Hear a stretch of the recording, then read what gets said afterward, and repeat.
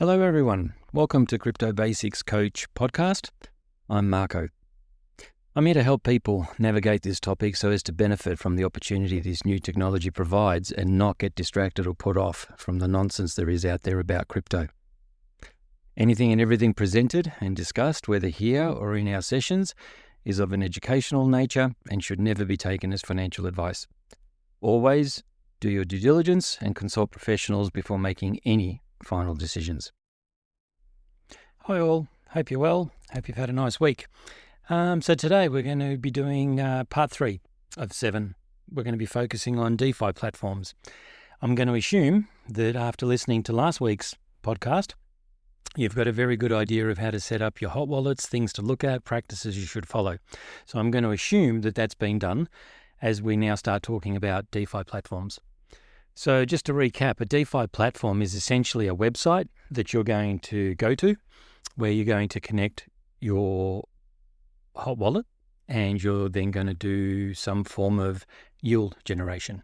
It could be liquidity pools, it could be borrowing and lending, it could be staking. It just depends. Okay. So clearly at some point in time, you're going to have to decide, well, which platform? Okay, and the way that I would recommend that you go about it is to join an appropriate Discord group that you may have found, for example, through YouTube, where they're actively looking into these different platforms. In my private sessions, there's one or two in particular that I would recommend joining because I know that they've done lots of work in investigating not only the platforms, but they also then provide some support, regular calls, for example, to discuss how each platform performs, things to look out for, answer questions and answers. So there's a bit of a social community around this. And it's not the website's community, okay? That's separate. So that's a good thing because this is independent. And so you'll then hear people talking about the pros and cons and things they may have found, whether it's support, whether it's performance. But that's a great place to do it. And it, I guess, surrounds you with people so that you're not the one that's trying to investigate everything and take all the risk, okay? And you can learn from other people's mistakes, which is a great way of doing things. So there's a few YouTube channels that I recommend. Otherwise, go find your own, but get involved in a community where you know that they've been looking at some of these DeFi platforms and they've been trialing them, they've perhaps been using them. One in particular that I highly recommend, they've been operating for almost 2 years now. Okay, so they've tried and tested, I would have to say 20, maybe even 30. And they're also doing research on the new ones that are coming out. Okay, so common sense there as to why you'd want to get involved. And normally, as I say, that'd involve joining the Discord group of that community. Often some of them are for free. Some might, charge $10, $20, $30 per month. All depends on how you view things. The next thing that you should do is once you've listened to them and once you've come to a decision as to which platform, and I'll just use one as an example. It was an early one that I used to use called Aerodrome. So once you decide that, yep, Aerodrome's the one you want, the next two things that you need to do is one, we'll go and have a look at the Discord group and join the Discord channel for Aerodrome. Why? Well, again, you get a sense of what are people putting up with, what questions are they asking, and more importantly, if you've got any support issues, generally speaking, through the social media channels, most of these platforms, they don't operate like a 1-800 number or 1-300 number or sometimes even an email. Their support model is through the social channels or through Discord. So if you want to raise a ticket because you've got an issue, you would want to be part of that Discord channel anyway. The other great thing about the Discord channels is that of the particular platforms themselves, is that you'll also get news and announcements. Sometimes they're changing their policies. Sometimes they're changing their focus on which pairs, which assets they're focusing on. They might be looking to reduce rewards on a particular pair. Okay, so that's one way that you can keep up to date rather than jumping into your platform, noticing that the APY the annual performance yield has completely reduced and you don't know why. Okay, that's not a nice feeling. So if you want to try to minimize your surprises, use the Discord channel of that particular platform to keep across what you're doing. Okay, and that should then start giving you the confidence of investing the appropriate amounts that you feel comfortable with. So just to recap, go find yourself a social group that you know are doing lots of testing on these and have had lots of experience so that you're part of a community that you can get some support. And secondly, whichever platform you use, i.e. I said Aerodrome, what you do is you go and get the appropriate Discord channel for that. And at one time I was probably running 6 or 7 different Discord groups because I was on 6 or 7 different platforms. Okay.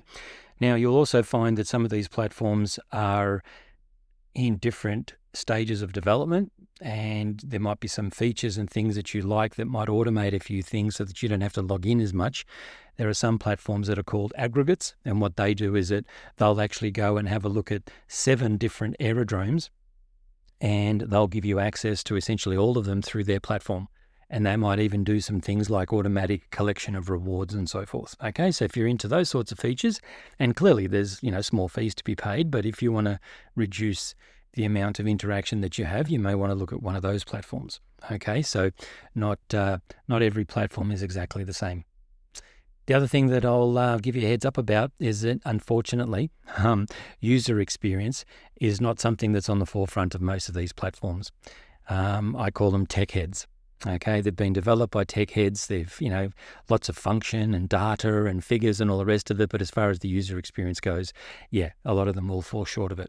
So you'll find some of them clunky.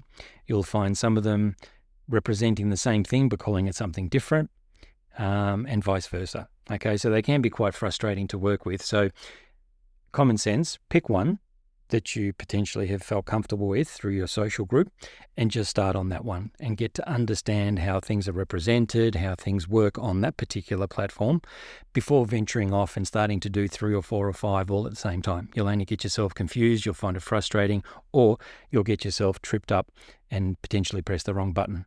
Okay, so there are differences between some of the platforms. In essence, yes, they're all designed to create your yield, but the way they're represented is very different. The way they interact with your wallet can be also very different. So let's assume you've gone and decided you found your social group, you've now found the first platform that you want to connect to. Let's say, again, it's Aerodrome. The next thing you need to do is quickly work out, which assets operate on that platform. What you want to work out is which wallet are you going to have to create so as you can connect, because as I've said before, not every hot wallet connects to every DeFi platform. Once you've connected, something else you're going to want to figure out is when you're transferring, what asset do you transfer from your main account, usually on a centralized exchange? What asset do you use to transfer to that platform so that you can then change it to whatever you need? So in Aerodrome, for example, the Aerodrome token is what's used. So if you're on a centralized exchange, and let's say you've got XLM, okay, you won't be able to necessarily transfer XLM onto that platform because that platform doesn't support XLM. Okay, so you need to work out, are you going to use USDC? Are you going to use USDT? You may not even want to use a stablecoin. You could use one of the other assets that are on there. Could be a wrapped Bitcoin, or it could be a wrapped ETH, okay? Or in this instance, it's Aerodrome. So, but if you're on a central exchange that doesn't allow you to buy Aerodrome, well, you're not going to be able to transfer Aerodrome. So you'll need to figure out how and what asset are you going to use to move from your centralized exchange onto your wallet so that your wallet can then interact with the platform, and so the platform can then pick and grab the assets that it supports to then go and do what you want to do with. Okay, so there's a few steps there. Better wallets are coming out where they'll do some of this stuff in the background for you by pressing a button or two. But as I've said in other podcasts and in other social media, please understand what the wallet is doing so that you understand the risk. Okay, so join an appropriate group, select the platform, understand what you need to do to connect to that platform from a wallet and an asset perspective, and let's assume you've done all that. Okay, so now you're essentially up and running. One of the things I would recommend you do is stick to platforms that have been around for at least a year for obvious reasons. And that's not to say that the ones that are around less than a year are necessarily fraudulent or anything like that, but it's just common sense, isn't it? That the longer something has been running, the more stable it is. It's got a bit of track history and the risk is lower on those platforms, even though they may not be providing the best returns. Okay, be careful about chasing returns and just jumping into whichever pools, whichever platform seem the sexiest and the best returns, okay? That's one way of creating more risk than you realize. Once you're on that platform, you want to also understand how much total TVL, total volume, is there on that platform. One of the best tools you can use to also look at some of these and compare is Defi Llama. If you look at Defi Llama, it's an aggregate of data. It's not a DeFi platform itself. What it does is it represents all DeFi in one area so that you can go and compare different platforms and different chains and different TVLs, how you can see how long things have been going, how old a particular platform is, okay? And then once you get into that platform, you also want to have a look and make sure that the liquidity pools, the area or the things that you're going to be putting your funds into, again, what's the TVL for each of those? If the TVL is very low, they can be quite volatile, okay? If the TVL is a lot deeper, meaning there's more liquidity, 1 million, 10 million in that liquidity pool, then there's a little bit more stability, okay? So you also want to consider which pools do you need to look at. So if you're looking, if you're looking for stability, let me change that. You're looking for stability of existence, okay? So how big are the pools and how long has it been around? Target the ones that have been around longer, especially for your first one to get started, okay? At least you know that it's got some track record and some track history. As I've mentioned, chasing yield on platforms is a great way to remain broke because you are going into risky environments that you're not aware of. A lot of people, unfortunately, don't have the good money practices of only assigning a small percentage of their DeFi portfolio to those areas. They're all chasing the big ticket item, the big return, and they just get the dollars in their eyes. This isn't any different to any other form of investing, guys. You've got to have some discipline. You've got to have some planning. You've got to have some idea of how to utilize and money manage your DeFi portfolio. Okay, so be careful you don't start falling into the betting gambling mentality as opposed to the investing mentality. Just because DeFi can make you a return and a better return than just sitting there holding, that doesn't mean that you just let go of all the good things that you should be learning and that you should be utilizing. Get used to the UI, the user interface. Okay, and as I've mentioned before, different platforms use different ways of representing things. That's why I suggest you start with one and then grow from there. But get used to what it represents, where you go to get certain things, whether it's past performance, whether it's assigning, whether it's actually withdrawals. Okay, but just get a feel for how the user interface is being presented and how it's used. And again, if you're part of the Discord, you can go off and ask questions in there.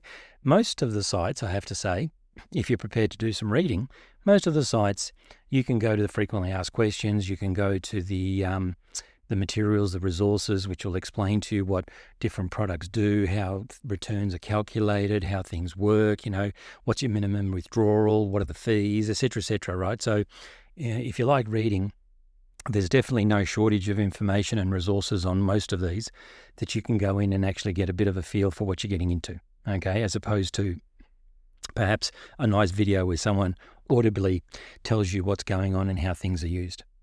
On occasions, you can go to YouTube and sort of find a how to use it type video, which is good, but that's usually done by us, the users, not the platform itself.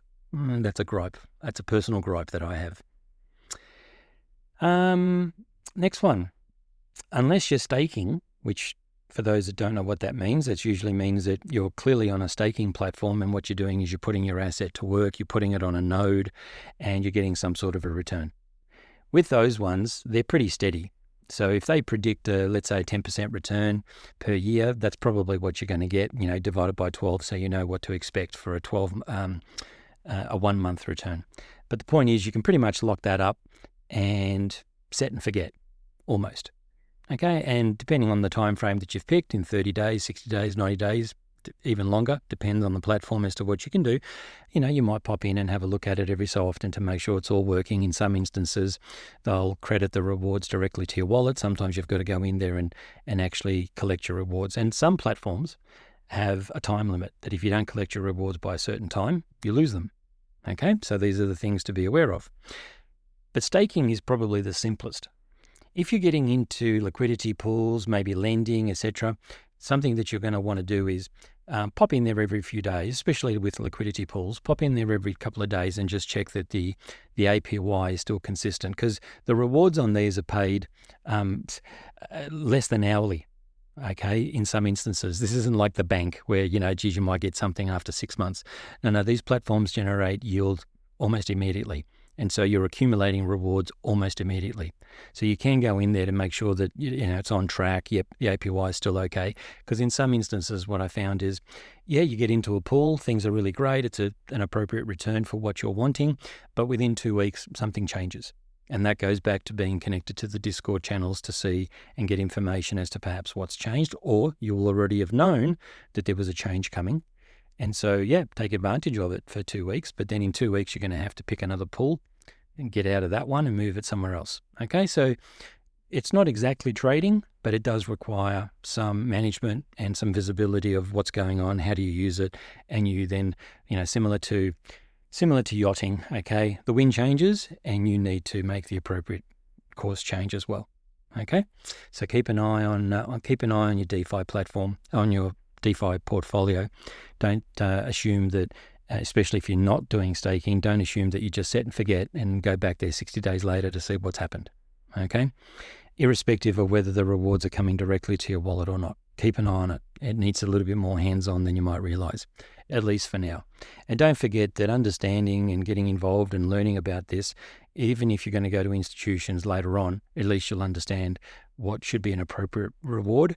And if they're not going to offer it to you, well, stuff them. You go and get it yourself. Okay, and that's the benefit of DeFi, is that if we're not happy with the returns the institutions are going to offer us, then we've got the option of going off and doing it direct.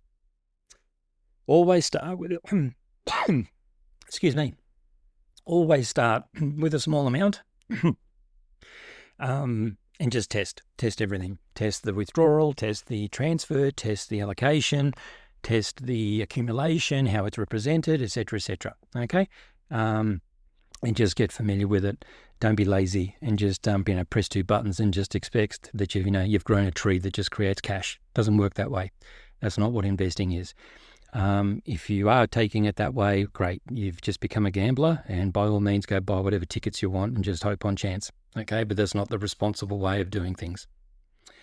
And the last thing that I'll mention that I've found really, really beneficial is make sure that you keep accurate, detailed records, okay? Because what happens is when things change, or even when you're trying to compare, if you just execute these and you just throw your money into a pool, you come back 6 weeks later and you can't remember what was the original APY that this was supposed to return, how much did I put in, is this working, and God forbid for tax purposes, you need to keep an eye on this stuff as well. So I recommend you set up a spreadsheet. And the sort of things, and this is not exhaustive, the sort of things that you want to be tracking are going to obviously be, well, what's the date when you first started in terms of putting money into staking or into a liquidity pool? What are the quantities? What's the asset? What are the pairs? Because in some liquidity pools, you're going to have to be providing pairs. It could be Bitcoin and USDT, for example. Then what's the cost when you got in? And most importantly, what was the price of those assets that you're pairing? What was the price on the day that you got in? Because what you can find is you'll look at the return and go, oh, look at this. This is producing 10, 15, 20% return. Oh, this is fantastic. You then look at the overall balance and you go, hang on a sec, why is my overall amount down? Well, it's down because the underlying asset, whether it's, let's say it's Bitcoin and XLM, the market, their value has gone down. So yes, the DeFi platform has produced the return that it's stated. However, the price of the assets has gone down. Okay, so you want to also be tracking the price of the assets so that you can understand you can differentiate between, has the asset moved, or has the DeFi platform actually produced what I was expecting it to? Okay, so these are the things that you need to track. And if you don't keep them in a spreadsheet, you can most definitely go into your hot wallet and see every single transaction you've done. Okay, but as I said, user experience, when you go into these hot wallets, they're an absolute mongrel to try and get data from. Most of the wallets don't even do an export of CSV, right? So you're going to be staring at a screen, maybe doing multiple screen dumps to understand, what did I do 6 weeks ago? Okay, so I recommend set up a spreadsheet and start adding this data. And as you learn, you might add a few extra columns of information as well. One of the things that I would do is I would also put in what's the expected return when you got in. And then what you can do is very quickly do some calculations so that if you're expecting 1,000 quantities of something per month, well, when you go in and you can have a quick look at what your rewards are, you go, oh yeah, that's around about the right price. Yeah, good. My return is heading in the direction that it is. Okay, so I would recommend that you be diligent and accurate with your records and your details so that you can track this and you can then manage it properly, potentially reduce or potentially increase investment quantities as this works or doesn't work for you. Okay, so obviously in my private sessions, I've taken people through how to set this up, how to get them going. Obviously that's what the service is for in terms of hand-holding people, because it can be quite complicated, even if you are a member of a Discord group, even if, you might see a video. It's always nice to just have someone there with you. So for people, that's part of my coaching service. If you need that, you know where to go and you know what to do. But otherwise, hope you found this useful. It's definitely an area that is going to be most return, most yield moving forward is going to come from these sorts of places. And as I said, yes, the technology might make it easier for you by pressing less buttons on your hot wallet, or the institutions might make it even less hard for you by just saying, hey, you've got an account with us. Hey, you can produce this sort of yield, and they'll give you like a 6% yield if you're lucky. When if you understood this, you'd realize, hold on a second, I should be making 2-3 times as much. Yeah, no, thanks very much. I'll go do this myself. Okay, so now is the time to learn with small amounts and the appropriate risk management. Hopefully you found this useful.